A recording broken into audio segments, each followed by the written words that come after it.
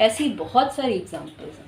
और अगर आप देखेंगे तो उनमें से 50% ममालिक के अंदर ये वाली कंडीशन कि उनका जो सरकारी बैंक है, जो उनका स्टेट बैंक है, वो प्राइवेटाइज होगा, ये कंडीशन अप्लाई की गई थी। ठीक है, सो IMF हमारा दुश्मन है, डेफिनेटली हमारा दुश्मन है, लेकिन हम उनको जाके ये कहते हैं कि भाई आप क्यों कर्जा लेते हैं, ना लें। ठीक है, आप क्यों नहीं स्टेबल हो सकते? अगर बांग्लादेश स्टेबल हो सकता है और वो अपने कर्जे की हद बहुत नीचे ला सकता है, तो फिर हम क्यों नहीं कर सकते? कर सकते हैं, लेकिन ये रिफॉर्म्स करने के लिए विल होनी चाहिए ना। विल किसी की भी नहीं है। इंडिपेंडेंस है, अदर देन पाकिस्तान तो पहला एक्सपीरियंस करने का अभी इस वक्त। इससे पहले साउथ अफ्रीका कर चुका है, इससे पहले 40 ममालिक हैं जो ये कर चुके हैं। ठीक है, ये बैंक ऑफ इंग्लैंड जो है वो भी जो है ऑटोनमस हुआ था। कौन? Bank of England. ठीक है, मैंने अब एक दिन मेरा ख्याल है यहाँ हमने रखा था लेक्चर और मैंने इस पर प्रिपेयर करके बताया था। अनफॉर्चुनेटली मेमोरी उतनी नहीं रही तो भूल जाती हैं चीज़ें, तो मुझे एग्जैक्ट याद नहीं है अभी, लेकिन मुझे ये याद है कि मैंने वहाँ बताया था और मैंने ईयर भी बताया था जिसमें बैंक ऑफ इंग्लैंड प्राइवेटाइज हुआ था और फिर उसकी वजह से उसको क्या नुकसान है। जब आपका सरकारी बैंक प्राइवेटाइज होता है ना, तो सरकारी बैंक एक्चुअली जो होता है वो बैकबोन होती है जितना आपका मॉनेटरी सिस्टम चल रहा है मुल्क के अंदर। अगर वो बैंक प्राइवेट कर देते हैं तो इसका मतलब है कि गवर्नमेंट की कोई भी फिस्कल और मॉनेटरी पॉलिसी उस पर इफेक्ट नहीं करेगी। मॉनेटरी पॉलिसी तो वही बनाता है, फिस्कल पॉलिसी गवर्नमेंट बनाती है। मुल्क के अंदर अगर फिस्कल पॉलिसी और मॉनेटरी पॉलिसी एक दूसरे के साथ पैरेलल चलें तो फिर आपके इकोनॉमिक इंडिकेटर देखें ना। फिस्कल पॉलिसी आप बनाते हैं, मॉनेटरी पॉलिसी आपने बनाई कि जी हम इंटरेस्ट रेट हाई कर देते हैं। ठीक है, इंटरेस्ट रेट के थ्रू आप जो मनी सप्लाई और मनी डिमांड है उसको आप कंट्रोल करते हैं। मार्केट के अंदर आप मनी सप्लाई को कंट्रोल करते हैं। ये जो एक्सचेंज रेट डॉलर इतना नीचे चला गया, रुपया इतना डिवैल्यू हो गया, यही सारी मॉनेटरी पॉलिसी की वजह से ना, इसके थ्रू आप कंट्रोल करते हैं। फिस्कल पॉलिसी आपने देखा, मॉनेटरी पॉलिसी उन्होंने कॉन्ट्रैक्शनरी बनाई है कि पैसा इकोनॉमी से खींच लिया जाए, इससे जो है वो परचेजिंग पावर बढ़ रही है तो इन्फ्लेशन बढ़ रही है, तो इस वक्त पैसा खींच लिया जाए, बॉन्ड इशू कर दिया जाए ताकि इन्फ्लेशन वापस नीचे आए। लेकिन उधर अगर हुकूमत जो है वो अपनी फिस्कल पॉलिसी एक्सपेंशनरी बनाती है, ज़्यादा खर्च करती है, तो फिर इस मॉनेटरी पॉलिसी का कोई फ़ायदा नहीं होगा। तो फिर जब बैंक प्राइवेटाइज हो गया है और मॉनेटरी पॉलिसी प्राइवेटाइज हो गई है तो वो किसके कहने पे बनेगी? अभी भी खैर बनती तो IMF के कहने पे है, लेकिन फिर फिस्कल पॉलिसी के साथ वो करेक्शन मेरी करते जो मुझे पता लगा है कि स्टेट बैंक की जो पॉलिसी है अब जो इंडिपेंडेंट होने के बाद 1 जनवरी से मेरे ख्याल एप्लीकेबल होती है। कमर्शियल बैंक जो है वो भी स्टेट बैंक की पॉलिसी पे ही चलेंगे। जो मेरी इंफॉर्मेशन में आया वो ये है कि गवर्नमेंट जो है वो कमर्शियल बैंकों से भी कर्जा नहीं ले सकेगी, जो मुझे समझ में आई। तो उससे गवर्नमेंट ने क्या किया है कि जो अभी रनिंग ईयर है लाइक 2022 है, इसका कर्जा उन्होंने एडवांस में ले लिया, कमर्शियल बैंकों से एडवांस में ले चुके हैं। यानी बेसिकली ये गवर्नमेंट जो है 2022 निकाल लेगी और 23 में जाके प्रॉब्लम्स हमारी शुरू होंगे। टेक्निकली मैंने मेरी अंडरस्टैंडिंग है, जरा इसको जरा समझाए ना। स्टेट बैंक के अंडर बैंक सारे आएंगे, उनका डिस्काउंट रेट स्टेट बैंक ही तय करेगा। डिस्काउंट रेट का ये मतलब है कि आपने अपनी सेविंग्स में से 5% बैंक स्टेट बैंक में रखवाना है। ठीक है, वो जो सोच भी रहे हैं कि अब उसको 7% कर दें या समथिंग लाइक दैट। लेकिन ये पहले ये होता था कि स्टेट बैंक ये इजाज़त पहले गवर्नमेंट से इसके ऊपर डिस्कशन करता था, ये इजाज़त लेता था। अब वो इजाज़त नहीं लेगा।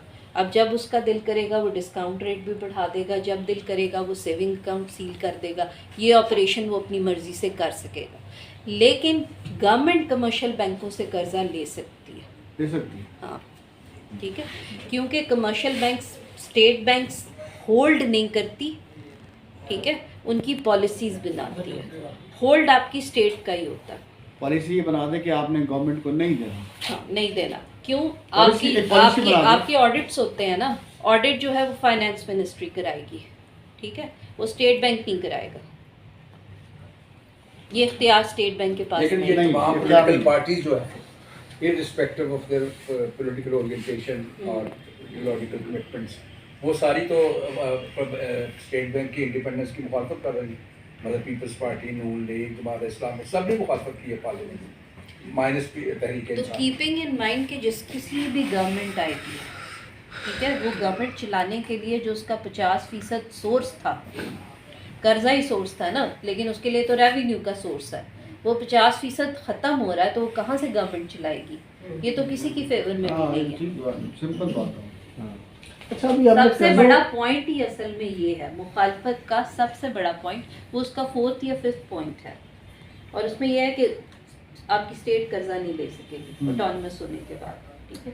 वो कहते हैं ये पॉइंट नहीं होना चाहिए, लेकिन जब भी ऑटोनमस होता है स्टेट बैंक तो ये नेचुरल है, अदरवाइज तो उसकी पॉलिसी इम्प्लीमेंटेशन ख़राब होती है। मेरी नज़र से एक चीज़ गुजरी शौकत तरीन की, जो है वो ये कह रहे थे कि हमने हमारे पास लिस्टें हैं उन लोगों की, और हम जो है हम खुद ही बजाय इसके कि आप आके अपना टैक्स जमा करवाएं, हमारे जो लोग हैं ऑफिसर्स हैं वही पहुंच जाएंगे और उनको हम पता नहीं टैक्स भी करेंगे। 1.5 करोड़ बंदा है जो भी हाँ जी, जड़ा करोड़ापति है। हाँ। तो मतलब है कि बेसिकली दे आर थ्रेट कर रहे हैं। तो थ्रेट किस बेस पे करें? अव्वल तो ये स्टेटमेंट ही, मैं इजाज़त भाई कभी क्वेश्चन ले लूँ तो कोई मजाक कीजिए, इजाज़त नहीं नहीं, आप बात कर लें, ये बड़ा ये असल जो आप बात कर रहे हैं ना, कर लें। मुझे ये बताएं कि क्या इन्होंने हर जगह के ऊपर हर ताजिर के पास ऑन सेल ऑन या ऑन सेल पॉइंट जो आपने अपनी वहाँ पे मशीन रखनी है जिसके थ्रू आप उनकी सेल्स की अकाउंटेबिलिटी कर सकेंगे, क्या इन्होंने हर जगह वो मशीन रख दी है? मेरा ख्याल ये गलत क्या है, ये बात अगर आप इस तरह से कह रहे हैं तो गलत है स्टेटमेंट। आप कैसे उनका डाटा ले रहे हैं ना, या तो हर परचून के दुकान का भी बायोमेट्रिक के थ्रू आईडी कार्ड और उसकी बायोमेट्रिक हुई है, उसका बैंक अकाउंट मौजूद है, वो सारे डिजिटलाइजेशन के चैनल मौजूद हैं जिससे उसको लोकेट कर सकते हैं, उसकी सेल, उसका प्रॉफिट, उसकी ट्रांजैक्शन मौजूद हैं, फिर तो आपके पास डाटा है। लेकिन आपके पास डाटा कहाँ से है? आपने ऑन सेल पॉइंट मशीन 10% ने भी एग्री नहीं किया, 10% मेरा ख्याल वो वाइज है। आज मैं आपको कहती हूँ आप सारे मेट्रो फिर लें, किसी के ऊपर ऑन सेल पॉइंट मशीन मौजूद है? नहीं मौजूद। अलफते पे चले जाए, मौजूद है? नहीं। ये वो लोग हैं जो करोड़ों के हिसाब से कमाते हैं। तो या तो आपने हर जगह पहले ही ऑन सेल पॉइंट लगा दिया है, फिर तो बात है आपके पास डाटा है। प्रोफेसर साहब बात कर रही हैं कि टैक्स वाला कि ये कैसे असेस करेंगे।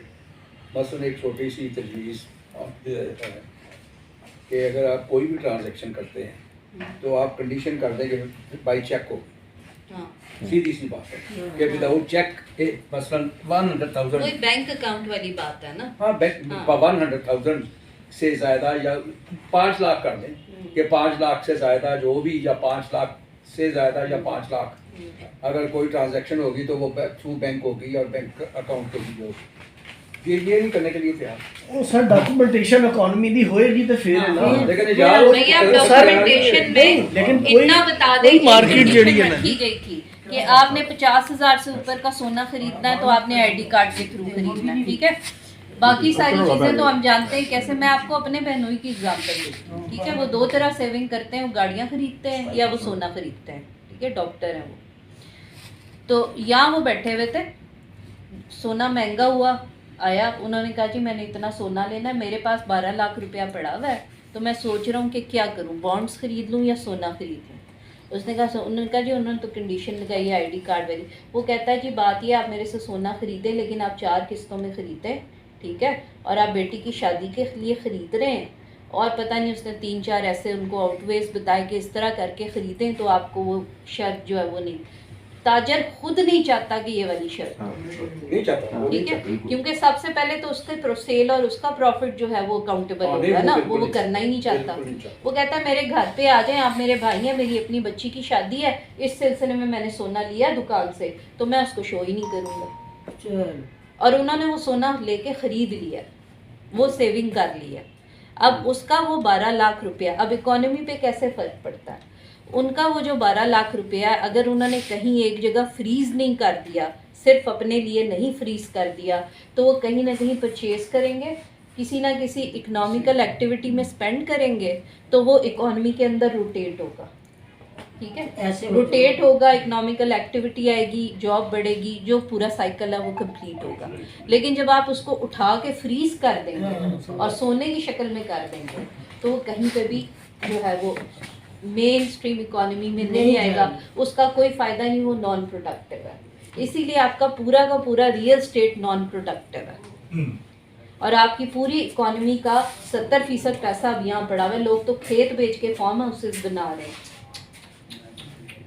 मैं आगे भी ये बात की थी अच्छा, कि- मैं ये हाँ जी। सिर्फ अब कर रहा था कि आपने कहा था IMF का जो है ना लोन वाम, लेकिन IMF से हम जब लोन लेते हैं वो तो इसलिए लेते हैं कि जो पहले से हमने वर्ल्ड बैंक से लोन लिए हैं वो हम वापस करें। मैं जिस तरह पाकिस्तान ने जो सबसे पहले बड़ा लोन लिया था जी इंडस वाटर ट्रीटी के ऊपर, डैम्स बनाने थे जब, वो तो सबसे पहले जो बड़ा लोन लिया था वो लिया था, और वो लोन भी हमारे जो है ना वो वापस हमने 90s में जाके किए हैं। जो 60s में लिए थे 90s में वो वापस हुए। तो हमारा तो कोई भी रिफॉर्म का काम जो है, जैसे हमने एग्रीकल्चरल रिफॉर्म करनी है, हमने इरिगेशन सिस्टम रिफॉर्म करना अपना, तो वो तमाम हम जो प्रोजेक्ट्स हैं वो लोन लेके करते हैं। तो ये मतलब जो है ना उसको हम किस तरह मैनेज करेंगे? अगर हम कहें जी कि ये IMF से एक दफ़ा आपने वापस कर दिया, लेकिन वो लोन तो मुसलसल आ रहे हैं। भाई उनकी- आप ये बात है ना कि ग्रोथ आपकी कहाँ रह गई है? ना आपकी तालीम में ग्रोथ है, ना सेहत पे जिन पे आपने खर्च करना है, ना बाकी। अब तो जितना आप लेते हैं वो इतना की मिलता है कि जो उनका बनता है वापस करने वाला उसी को वापस करते हैं। हमारी GDP का 91% जा रहा है ना इसके अंदर, तो बाकी 9% के अंदर आपने कौन सा मुल्क चलाना है? तो ये तो आपकी अपनी नालायकी है कि आपकी ग्रोथ इतनी रह गई है कि अब आप उसमें से लोकल इकोनॉमी से तो कुछ कमा ही नहीं रहे, उसमें से कमाते हो तो उस पे लगाते हो।